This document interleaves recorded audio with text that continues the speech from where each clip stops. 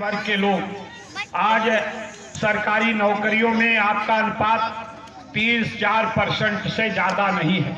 पिछड़ी जात की आबादी 54-55% से कम नहीं है, लेकिन आपको अवसर नहीं दिया जा रहा।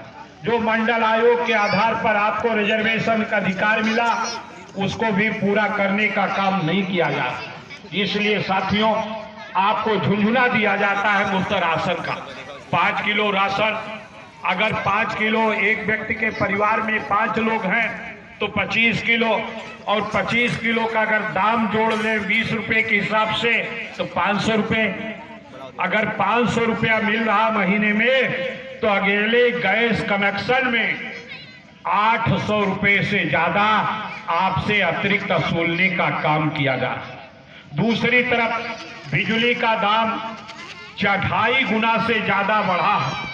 अगर आपके यहाँ मीटर लगा है, आप बिजली का बिल भुगतान करते हैं, तो 2.5 गुना से ज्यादा आपका लागत बढ़ा है, और 25% फिर भारतीय जनता पार्टी बिजली का बिल बढ़ाने के लिए तैयारी कर रही है। इसलिए साथियों, आपको अगर महंगाई को रोकने का काम करना, यूरिया, डीएपी सभी का दाम बढ़ा है, इसलिए अगर उसकी तुलना करेंगे, सीमेंट, मोरन सबका दाम बढ़ा, जो भी आपकी जरूरत है।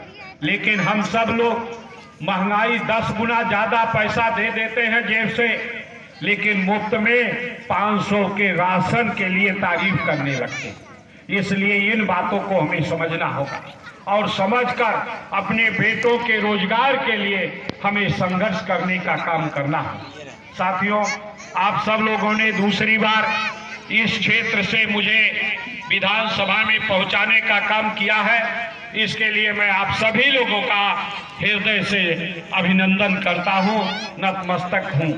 लेकिन साथियों, मैं आपसे ये भी कहना चाहता हूं कि हमने विधानसभा में जाकर जब भी विधानसभा चलती होगी, आप इस बात के गवाह हैं, देखते होंगे टीवी, रेडियो पर, अगर विधानसभा में कोई ऐसा दिन नहीं रहता जिस दिन मेरी आवाज इस क्षेत्र के विकास के लिए न उठती हो।